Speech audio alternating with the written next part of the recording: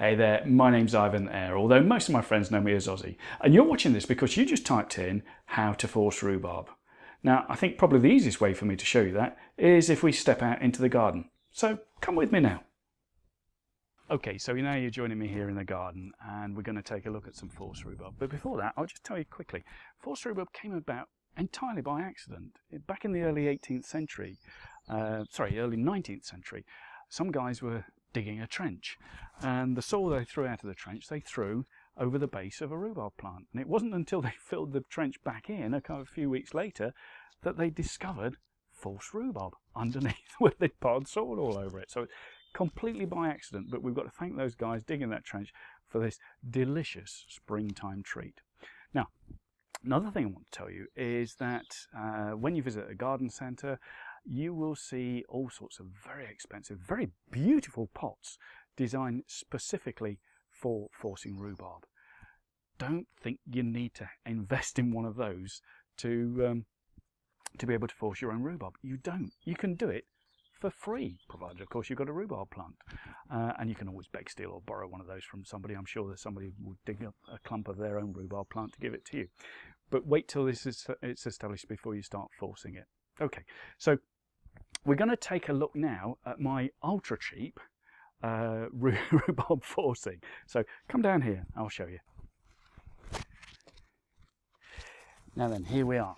Now what I've done is to show you the difference between forced rhubarb and rhubarb in its, if you like, natural state, is I've covered up part of the same plant and left part of it out in the open. So this is where the whole plant would be had I not covered it. Okay, so you can see very short stubby growth so far, because it's sort of mid-April at the moment. Beautiful dark green foliage, very crinkly and very small. This foliage, if it's left to its own devices, will grow to sort of about half a metre across. But that's it in its natural state. Now, you can see here my ultra high-tech forcing pot, and it's essentially just an old waste paper bin from my old office and a brick to secure it from when the winds are a bit high, so it doesn't blow away. So let's have a look underneath here and see what we've got. And do bear in mind, these are all part of the same plant. Okay, so let's lift this up. Wow, do you see that? Can you see we're at least twice the height, but this gorgeous jewel-like pink rhubarb stems, and the leaves, of course, because they've not been able to photosynthesize, are very pale. And that's why you must never do this year after year with the same plant.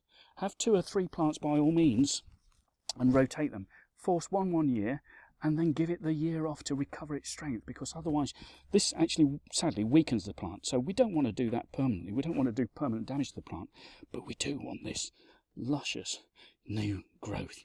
And so, by the looks of it, do the slugs. So we need to do some harvesting to rescue it from them pretty sharpish.